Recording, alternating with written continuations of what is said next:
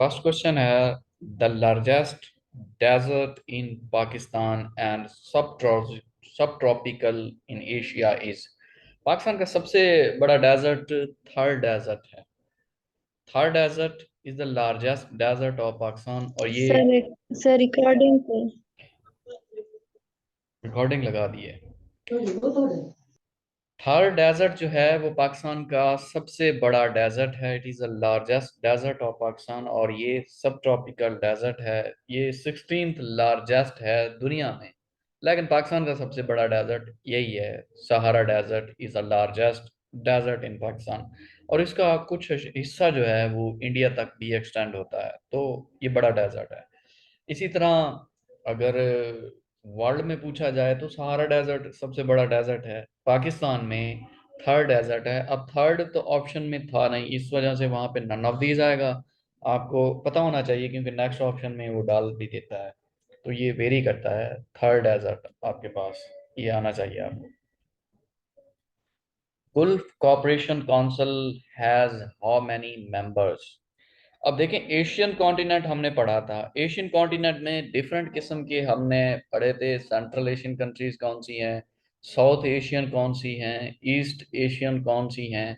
उसी तरह gulf countries भी आती हैं, और वो 6 कंट्रीज हैं, और वो आपस में बिल्कुल कनेक्टेड हैं, एक दूसरे के साथ हैं।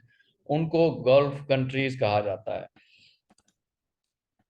उन्होंने बेसिकली मिलकर एक गुल्फ कॉपरेशन काउंसिल बनाई हुई है, जिसमें वो आपस में इंटरनेशनल लेवल पे पॉलिटिकली इकोनॉमिक इश्यूज को डील करते हैं।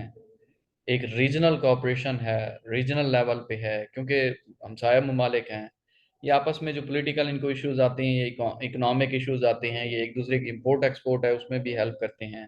तो एक यकजा है। इसमें कौन कौन सी कंट्रीज हैं ये आपको आना चाहिए। बहरीन है आपके सामने, कुवैत है, ओमान है, Qatar, Saudi Arabia and UAE. In 6 countries ने मिलकर गुल्फ कॉपरेशन काउंसिल बनाई हुई है।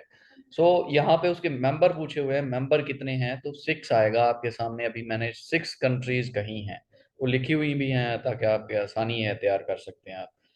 तो इसका हेडक्वार्टर आ सकता है पेपर में। गुल्फ कॉपरेशन काउंसिल का हेडक्वार्टर कहाँ पे है? रियाज में, सऊदी अरेबिया में। और ये फाउंड हुई थी 25 मई 1981 को अबू धाबी में। अब ये दो तरह के क्वेश्चन बन सकते हैं कि फाउंड कहाँ पे हुई थी? अबू धाबी में हुई थी। हेडक्वार्टर कहाँ पे है? रियाज में, सऊदी अरेबिया में। और इसके मेंबर कितने हैं? 6 हैं। आपस में international inter governmental political economic union है। जितने भी इश्यूज इस तरह के आते हैं ये आपस में बैठ के रिजॉल्व करते हैं और एक दूसरे की हेल्प करते हैं। Currently most supplier of weapons is. मौजूदा सबसे ज्यादा हथियार को सप्लाई कौन करता है इंटरनेशनल लेवल पे? कौन एक्सपोर्ट करता है? कौन डिफरेंट कंट्रीज को ये जो वेपन्स हैं बना के देता है? सबसे ज्यादा अमेरिका है। ये नीचे लिखा हुआ है। यूएसए 39% करता है। सेकंड नंबर पे रशिया आता है जो 19% सप्लाई करता है। अब ये तो एक्सपोर्टर भी आ सकता है इसकी जगह, सप्लायर भी आ सकता है। ये ऑप्शन आपको क्लियर हो गया, अमेरिका है। अब सेकंड आ सकता है कि इंपोर्टर कौन है।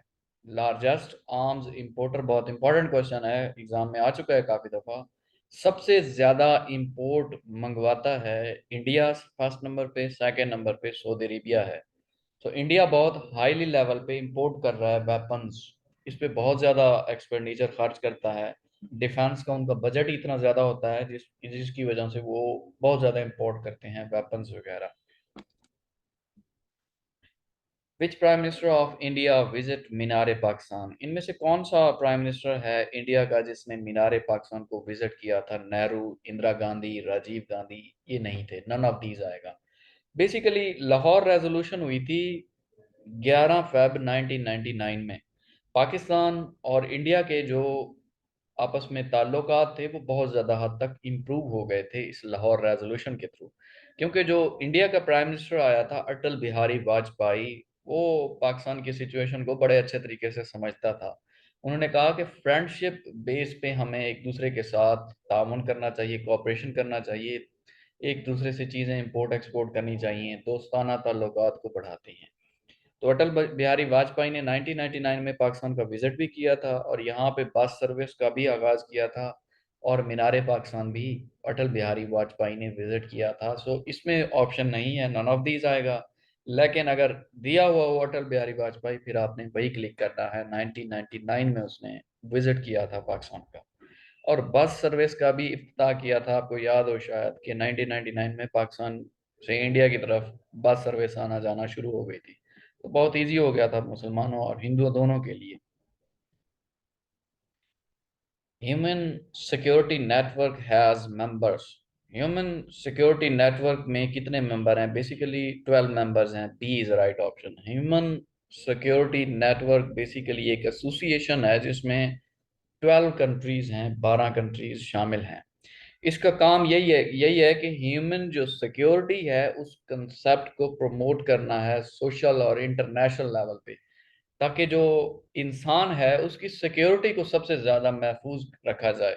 उसकी सिक्योरिटी किसी भी कंट्री के लिए बहुत इंपॉर्टेंट है, इंटरनेशनल लेवल पे भी बहुत इंपॉर्टेंट है।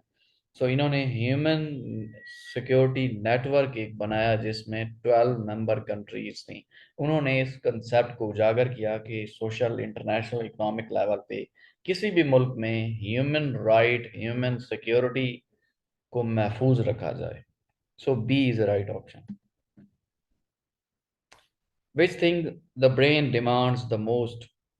इंसानी जो दिमाग है वो सबसे ज्यादा किस चीज की डिमांड करता है? ग्लूकोज की करता है। हमारे जो दिमाग है उसको ग्लूकोज चाहिए। ग्लूकोज जब उसे मिलेगा वो तो अच्छे तरीके से हमारा जो माइंड है वो सर्कुलेट करेगा, वर्क करेगा प्रॉपर तरीके से, उसकी थिंकिंग पावर में इजाफा होगा।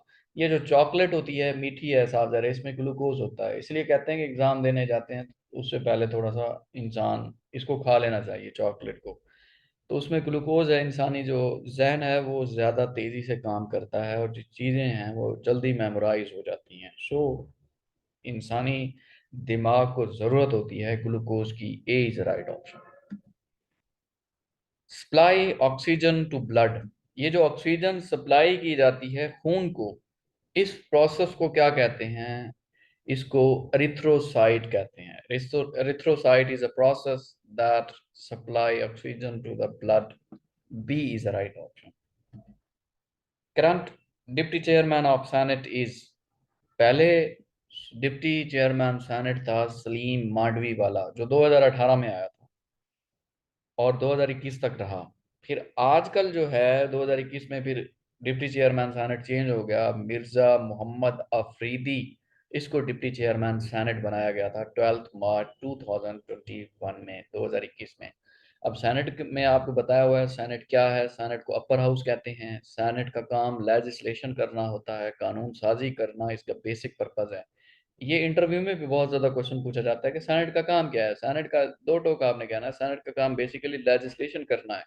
पार्लियामेंट में तीन चीजें हैं, नेशनल असेंबली, सेनेट और प्रेसिडेंट। जब भी कोई बिल नेशनल असेंबली में पास होता है 2/3 मेजोरिटी के बाद सेनेट में आता है, यहाँ से 2/3 मेजोरिटी के बाद प्रेसिडेंट के पास जाता है। तो ये नेशनल असेंबली हो या सेनेट हो, इनका काम लेजिस्लेशन करना है, कानून साजी करना है। इसमें जो मेंबर्स की स्ट्रेंथ है आजकल 100 मेंबर हैं।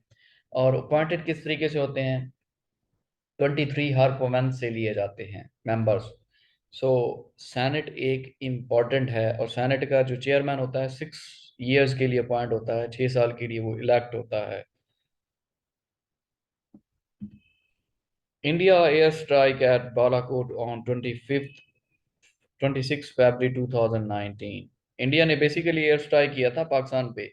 पाकिस्तान की आर्मी का कैंप था बालाकोट में, वहां पे उन्होंने अटैक किया। उन्होंने दुनिया को ये कहा था कि यहाँ पे दहशतगर्द रह रहे थे। जिस तरह अमेरिका अटैक करता था उसी तरह उन्होंने भी एयर स्ट्राइक अटैक किया था, बॉम्ब गिराए। तो ये तो इंटरनेशनल लॉ पे, इंटरनेशनल लॉ इस पे इम्प्लीमेंट होता है कि किसी भी मुल्क की बाउंड्री में आप जाके गैर कानूनी काम नहीं कर सकते, इस तरह से एयर स्ट्राइक नहीं कर सकते। अब पाकिस्तान की जो अवाम है वो बहुत हाईली हद तक इस पे बहुत ज़्यादा मायूस हुई। उन्होंने कहा कि ये किस तरह की हमारी आर्मी है। आर्मी पे बहुत ज़्यादा बातें हुई तो फिर पाकिस्तान ने भी अगले दिन उन पे अटैक किया था। उनकी कंट्री में सेपरेट जगह देखी, खाली जगह देखी, ताकि उस चीज़ को इक्वल किया जा सके और वहाँ पे बॉम्ब गिराए। फिर उनको पकड़ने के लिए वहाँ से जहाज पीछे लगाए गए। लेकिन पाकिस्तान के जहाज इतने स्ट्रांग थे कि वो उनको पकड़ नहीं पाए थे, और जब पाकिस्तान की हदूद में उनके जहाज एंटर हुए तो इन्होंने मार गिराया था उनको। इस वजह से बहुत बुरी सिचुएशन हो गई थी, जंग तक लगना बहुत ज़्यादा चांसेस हो गए थे। लेकिन बाद में पाकिस्तान ने फिर उनके पायलट को छोड़ दिया, इस वजह से हालात ठीक हो गए थे। टोची पास कनेक्ट्स टोची पास किसको कनेक्ट करता है? बन्नू को गजनी से कनेक्ट करता है। टोची पास बेसिकली एक वैली है नॉर्थ वजीरिस्तान में। अब नॉर्थ वजीरिस्तान पहले तो फाटा में आता था। फेडरल एडमिनिस्ट्रेटिव ट्राइब्यूनल एरियाज थे जिसमें 7 एजेंसीज थी, नॉर्थ वजीरिस्तान, साउथ वजीरिस्तान, बाजोर। लेकिन बाद में इसे केपीके में शामिल कर दिया गया था। सो अब ये पास आएगा, this pass is located in KPK. KPK में है, जो कि बन्नू को गजनी से मिलाता है। गजनी अफगानिस्तान में है, बन्नू पाकिस्तान में है। बन्नू को गजनी से मिलाता है Tochi pass. Strongest type of energy is nuclear energy. जो न्यूक्लियर एनर्जी है वो तो सबसे ज्यादा ताकतवर है। एटॉमिक एनर्जी न्यूक्लियर से बनी होती है, और ये दुनिया की सबसे खतरनाक एनर्जी है। किसी भी इंसान को मिनटों सेकंडों में तबाह कर देती है, इंसान की हड्डियां तक भी नहीं मिलती। सो सबसे ज्यादा जो एनर्जी है वो न्यूक्लियर एनर्जी है। C is right option. Sagar Sindh Sagar Doab Sindh Sagar Doab connects Sindh Sagar Doab किसको कनेक्ट करती है? इंडस को झेलम से। ये कुछ दिन पहले हमने पढ़ा है, इंडस को झेलम से सिंध सागर दोआब कनेक्ट करता है। दोआब बेसिकली दो रिवर्स के दरमियान जो जगह होती है उसको दोआब कहती हैं। सिंध सागर दोआब ये कनेक्ट कर रहा है किन दो रिवर्स को? इंडस को झेलम से। इसी तरह बाकी 3 और दुआब हैं जो कि इंपॉर्टेंट है, एग्जाम में आती हैं। चज दुआब कुछ दिन पहले आपने पढ़ा होगा। चज, सी से चनाब, जे से जहलम। चज दुआब चनाब को जहलम से कनेक्ट करती है। इसी तरह रचना दुआब है। रचना, आर से रावी, सी से चनाब, रावी को चनाब से कनेक्ट करती है रचना दुआब। इसी तरह बरी दुआब है। बरी दुआब, बी से बयास, आर से रावी, ब्यास को रावी से कनेक्ट करती है बरी Doab. Diamond is the form of carbon. Diamond में कार्बन होता है, और डायमंड सबसे स्ट्रॉन्गेस्ट सॉलिड है। बहुत सॉलिड फॉर्म में है, प्योर कार्बन से बनी होती है। और डायमंड जो है, किसी चीज को, ये जो सोना है उसको तोड़ने के लिए इस्तेमाल किया जाता है। सबसे स्ट्रॉन्गेस्ट डायमंड ही है इस दुनिया में। और डायमंड सॉलिड फॉर्म है, प्योर कार्बन से बनती है। वेयर पाकिस्तान ओपन इस फर्स्ट एम्बेसी। पाकिस्तान ने अपनी पहली एम्बेसी कहाँ पे ओपन की थी? ईरान में की थी, और ईरान ने फिर पाकिस्तान में आके की थी। तो पाकिस्तान ने ईरान में की, ईरान ने फिर पाकिस्तान में की। तो ये दोनों क्वेश्चन इंपॉर्टेंट है। यूं भी पूछ सकता है पाकिस्तान में कौन सी एम्बेसी ओपन हुई, तो ईरान की हुई। और पाकिस्तान ने कहाँ पे की, तो ईरान में की। यहाँ पे ऑप्शन नहीं है, इस वजह से नन ऑफ दीज आएगा। गंडा सिंह बॉर्डर कनेक्ट्स गंडा सिंह बॉर्डर किसको कनेक्ट करता है? फिरोजपुर को कसूर से कनेक्ट करता है। फिरोजपुर अब इंडिया में है, और कसूर पाकिस्तान में है। लाहौर से आगे कसूर हो जाता है। तो कसूर से फिरोजपुर, ये गंडा सिंह बॉर्डर है जो कि इन दोनों को कनेक्ट करता है। पाकिस्तान साइड पे कसूर है, इंडिया की साइड पे फिरोजपुर है। When president Mamnoon Hussain sign the FATA merger bill. अब फाटा जो है, अभी थोड़ी देर पहले मैंने आपको बताया कि वो केपीके में शामिल हुआ था, और ये 25th कॉन्स्टिट्यूशनल अमेंडमेंट के थ्रू हुआ था। 25वीं अमेंडमेंट थी 1973 के कॉन्स्टिट्यूशन की। टोटल 26 अमेंडमेंट हो चुकी हैं, 26। लेकिन ये 25th अमेंडमेंट थी जिस पे प्रेसिडेंट ममनून हुसैन ने साइन किए थे, और वो उसने लॉ की शक्ल इख्तियार कर ली। और 31 मई 2018 को जो फाटर मर्जर बिल था वो फाटा केपीके में शामिल हो गया। The mixing of equity and debt is called. अब ये अकाउंटिंग का क्वेश्चन है। The mixing of equity. Equity किसी भी बिजनेस का असासा होता है। उसमें कैपिटल भी आ जाती है, उसमें इन्वेस्टमेंट जितनी की हुई है वो सारी इक्विटी में आती हैं। इक्विटी किसी भी कंपनी, किसी भी मुल्क का असासा होता है, एसेट होता है। अब मिक्स करना, mixing of equity and debt, debt तो कर्जा है, वो किसी इंसान ने देना है या किसी मुल्क ने देना है, इन दोनों को मिक्सिंग करना क्या कहलाता है? कैपिटल सोर्स कहलाता है, ये कैपिटल स्ट्रक्चर होता है। इक्विटी और डेट को आपस में मिक्स कर देना ये कैपिटल सोर्स कहलाता है। ये इसमें कंपनी के एसेट वगैरह आ जाते हैं, उसने कर्जा कितना देना है, ये सारे, ये कैपिटल स्ट्रक्चर कहलाता है। क्रोंगबॉन्ग कैसल इज इन डेनमार्क। क्रोंगबॉर्ग आपके सामने पिक है, ये एक बिल्डिंग है जो कि बहुत ही पुरानी इसकी हिस्ट्री है, और ये बहुत कई सौ सालों से आबाद है इस जगह पे। इसको क्रोनबॉर्ग कैसल कहते हैं इस बिल्डिंग को। ये कहाँ पे है? डेनमार्क में है बेसिकली। हिस्टोरिकल इंपॉर्टेंट है, इस वजह से एग्जाम में आई है। अब इनके कैपिटल, ऑस्ट्रिया का कैपिटल वियना है, मोरक्को का कैपिटल रबात है, डेनमार्क का कैपिटल कोपनहेगन है। Quaid Azam personal letter are saved in. Quaid Azam ने जो पर्सनल लेटर लिखे थे, खतूत थे उनके लिखे हुए, वो कहाँ पे सेव्ड हैं? नेशनल आर्चिव्स में इस्लामाबाद में ये सेव हैं, पर्सनल लेटर जो कैद आजम ने लिखे थे। विच इज द हार्डेस्ट, थोड़ी देर पहले बताया, हार्डेस्ट डायमंड है। सबसे ज्यादा हार्डेस्ट, लोग तो आयरन लगाते हैं, कोई एल्यूमिनियम लगाता है, लेकिन डायमंड जो प्योर कार्बन से बना होता है वो बहुत ज्यादा हार्डेस्ट होता है। बेसिकली गोल्ड को काटने के लिए भी डायमंड इस्तेमाल किया जाता है, ये हार्डेस्ट फॉर्म है डायमंड की। Qutbuddin Aibak buried in. कुतुबुद्दीन ऐबिक कहाँ पे दफन है? लाहौर में है, C is the right option. Qutbuddin Aibak basically Turkish general जो कि महमूद गौरी था, उसका बेसिकली ये जर्नेल था। ये असल में तो गुलाम था, उसने फिर इसको देखा, इसकी सलाहियतें बहुत अच्छी थी, काम बहुत अच्छे तरीके से करता था, बहादुर बहुत अच्छा था, उसने सोचा कि ये जर्नल बनने के काबिल है, फिर उसने अडॉप्ट कर लिया, इसको अपना बेटे की तरह पाला।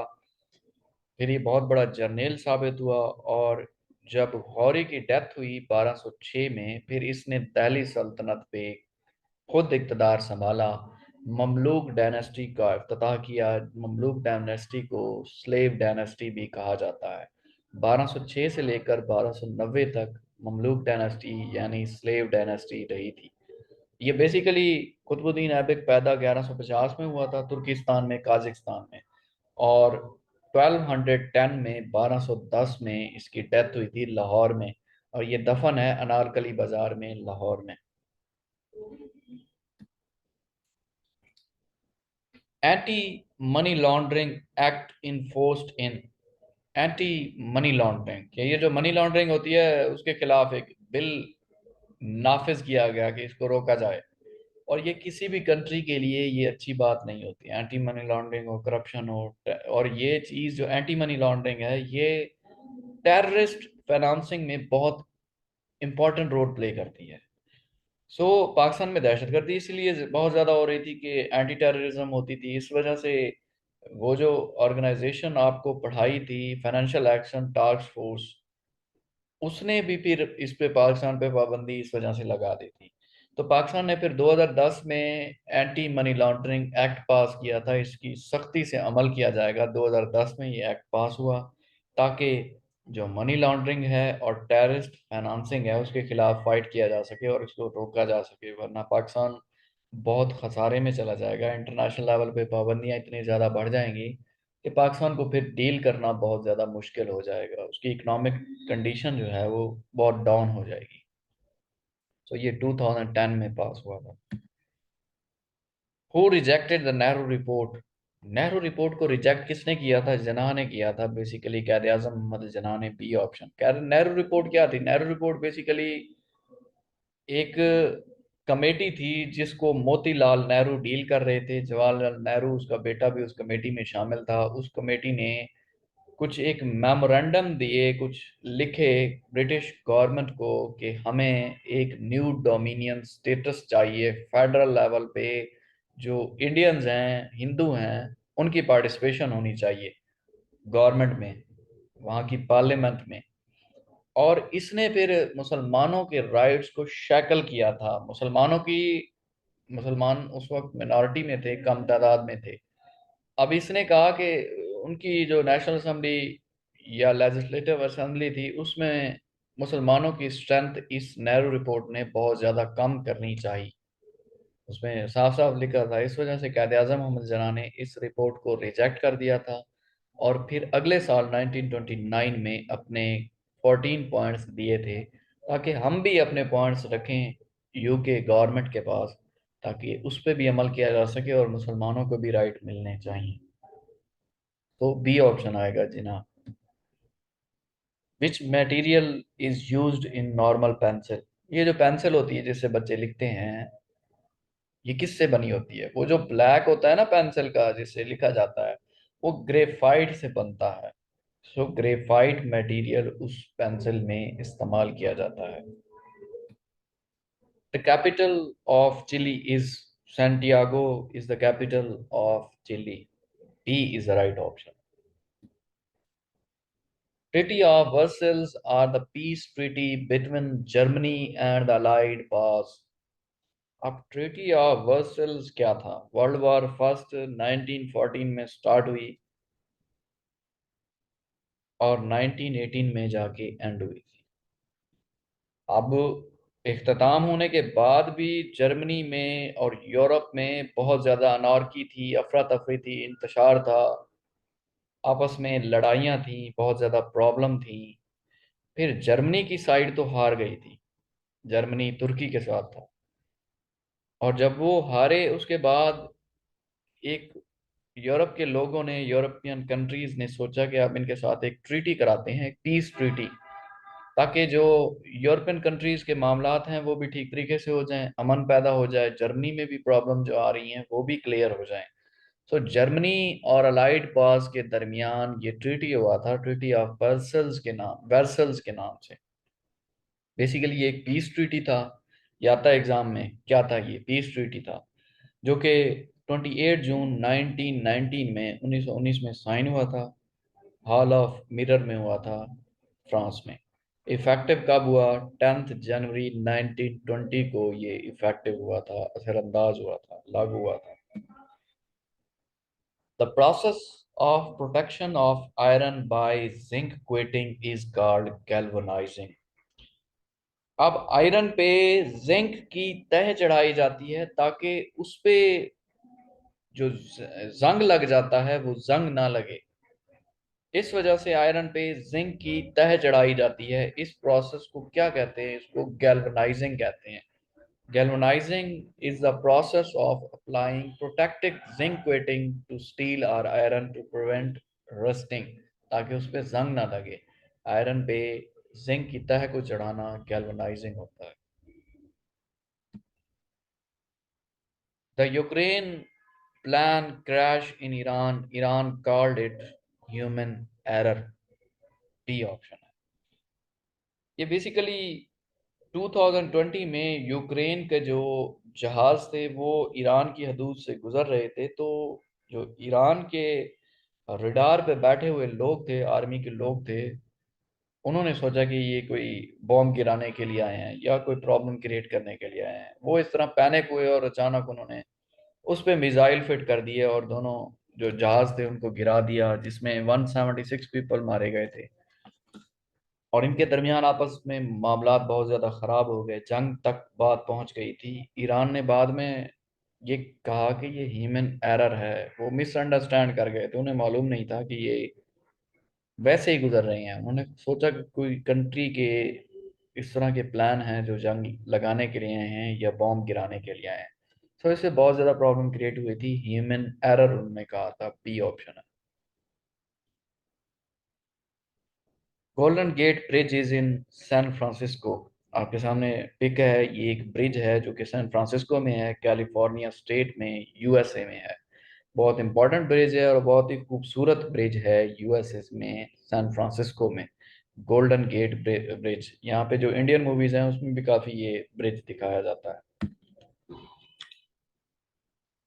Prime minister Imran Khan received golden Kalashnikov as a gift from Saudi Arabia.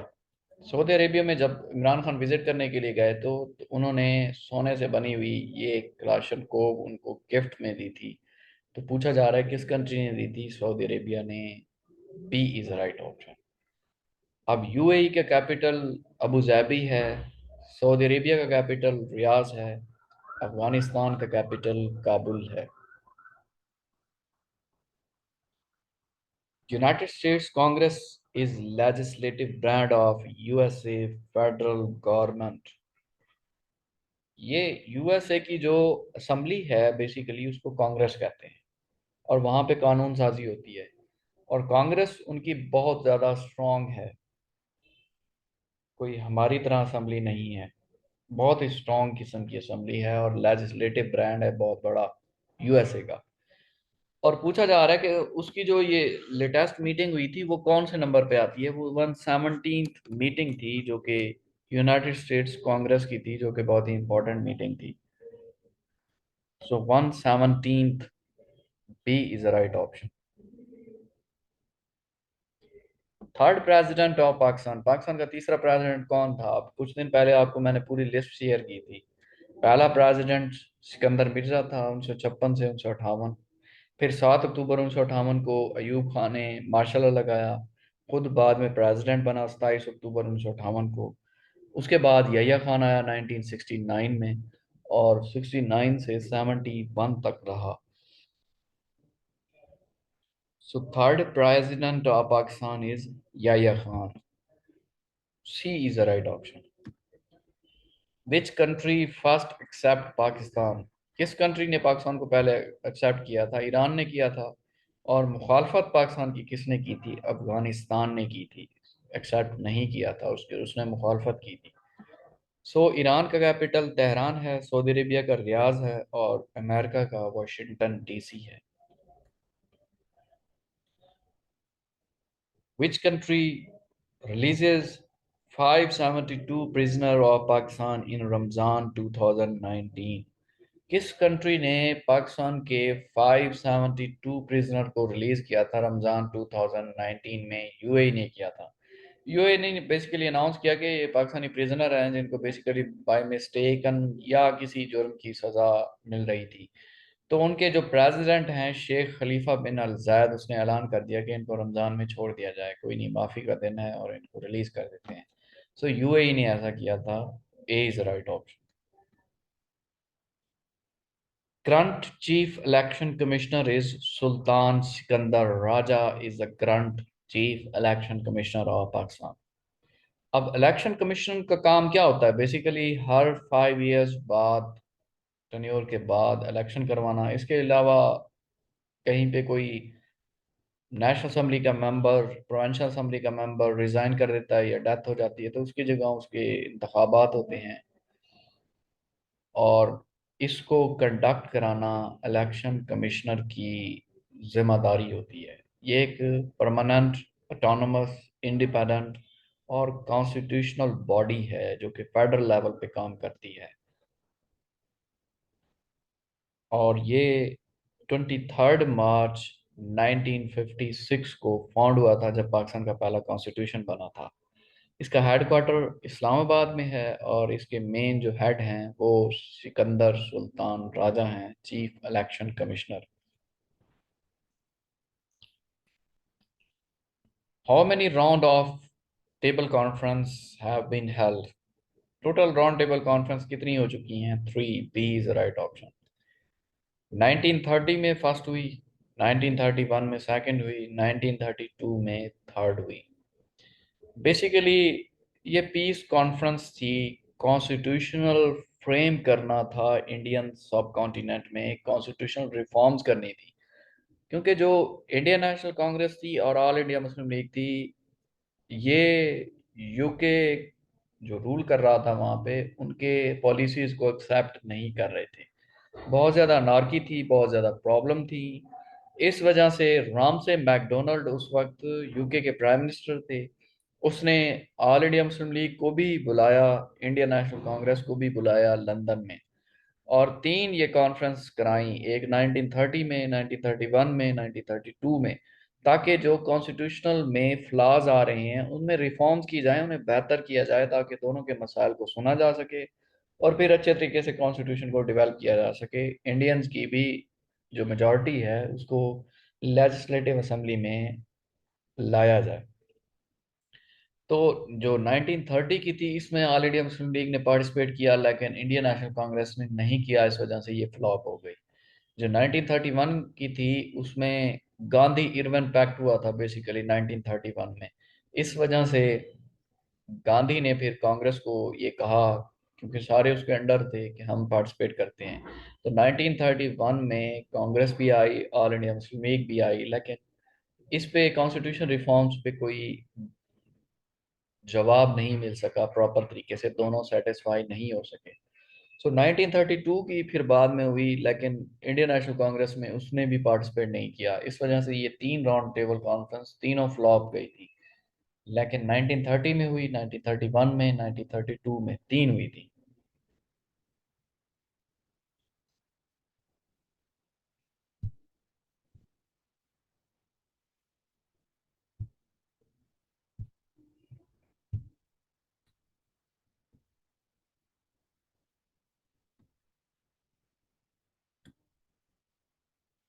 Which United Nations Convention has most signatories at its opening day?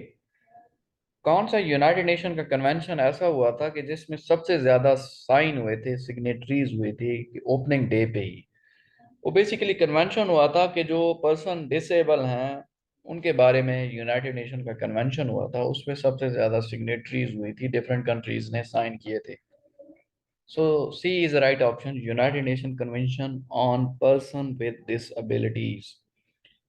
82 signature हुए थे, 82 signatories to the convention and 44 signatories to the optional protocol. तो ये detail तो नहीं आ सकती exam में, लेकिन आपको वैसे इन्फॉर्म करने के लिए कि इतने साइन हुए थे। Recently, North Korea and diplomatic relations with South Korea with Malaysia. C is the right option. Recently 2021 में 19 मार्च 2021 में नॉर्थ कोरिया ने अपने डिप्लोमेटिक रिलेशन मलेशिया से एंड कर दिए, ख़त्म कर दिए। अब इनके मसाइल कुछ ज़्यादा बढ़ते जा रहे थे। बेसिकली मलेशिया का रुझान साउथ कोरिया की तरफ था। साउथ कोरिया इसके साथ बिल्कुल अटैच कंट्री है, नॉर्थ कोरिया से तो बहुत छोटा है। और फिर इनके दरमियान प्रॉब्लम कुछ इस हद तक बढ़ गए कि फिर नॉर्थ कोरिया ने अनाउंस कर दिया कि अब जो इनके दरमियान डिप्लोमेटिक रिलेशन है उसको एंड किया जा रहा है, ख़त्म किया जा रहा है 19 मार्च 2021 में। सो इनका जो एम्बेसडर था, नॉर्थ कोरिया ने अपना बुला लिया मलेशिया से, और मलेशिया ने उन अपना एम्बेसडर बुला लिया नॉर्थ कोरिया से वापस। इनके जो रिलेशन थे वो बिल्कुल ख़त्म हो गए, टर्मिनेट हो गए। Pakistan purchased Gwadar from Oman, B is the right option. Pakistan ने गवादर किससे परचेज किया था? ओमान से, B is the right option. 8 सितंबर 1958 में पाकिस्तान ने गवादर को परचेज किया था ओमान से। बेसिकली ये बहुत ही बड़ा इनिशिएटिव था, क्योंकि गवादर आजकल बहुत इंपॉर्टेंट रोल प्ले कर रहा है पाकिस्तान की इकोनॉमी में, और नेक्स्ट आने वाले सालों में बहुत ज़्यादा कर सकता है।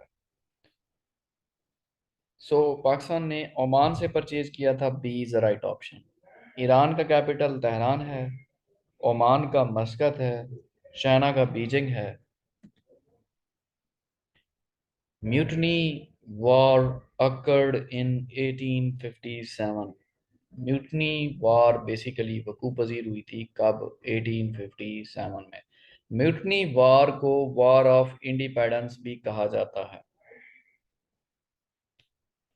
ये बेसिकली 1957 में हुई थी, मीरठ से स्टार्ट हुई, और मुसलमान और हिंदू इकट्ठे पार्टिसिपेट कर रहे थे इस जंग में, ब्रिटिशर्स के खिलाफ, ईस्ट इंडिया कंपनी के खिलाफ, उनकी आर्मी के खिलाफ। ये स्टार्ट मेरठ से हुई, फिर फैलती हुई दिल्ली में गई, फिर आगरा में, फिर कानपुर में, और लास्ट में लखनऊ में गई थी। फिर 1859 में ये बिल्कुल मुकम्मल तौर पे एंड हो गई थी ये जंग। उसके बाद मुसलमानों पर बहुत ज़्यादा मजालिम ढाए गए। हिंदू तो ब्रिटिशर्स के साथ मिलकर ये कहना शुरू हो गए कि हम तो पहले भी गुलाम थे, अब भी हैं, हमने तो ये जंग स्टार्ट नहीं की, ये तो सारी साजिश मुसलमानों की है, वो आज़ादी चाहते थे। उसके बाद जो ब्रिटिशर्स थे उन्होंने मुसलमानों पे बहुत ज्यादा जुल्म ढाए, कत्ल और गारत की। जहां पे मुसलमान निकलते थे कत्ल कर दिया जाता था। Magna Carta was signed in 1215। Magna Carta sign हुई थी 1215 में। बेसिकली ये एक डॉक्यूमेंट था जिसमें किंग की पावर्स को कम करना था। कि ये जो किंग है, बादशाह होता है बरतानिया में, या उसके जो प्रिंसेस हैं, प्रिंस हैं, अगर वो भी कोई जुर्म करते हैं तो कानूनी तौर पे उन्हें भी सजा दी जाए। कानून से बालातर वो नहीं हो सकते। इससे पहले वो जो भी फैसला करते थे, किसी का कत्ल कर देते थे, सजाए मौत दे देते थे, कोई नहीं पूछता था। तो यूके गवर्नमेंट ने, यूके में बहुत बड़ा ये इनिशिएटिव हुआ था मैग्ना कार्टा, जिसमें ब्रिटिशर्स के जो किंग थे उनकी पास को कम कर दिया गया कि वो भी कानून से बारातर नहीं है, इतने ज्यादा ताकतवर नहीं है। किंग की पास कम कर दी गई और फिर उन्हें भी कटहरे में खड़ा किया जा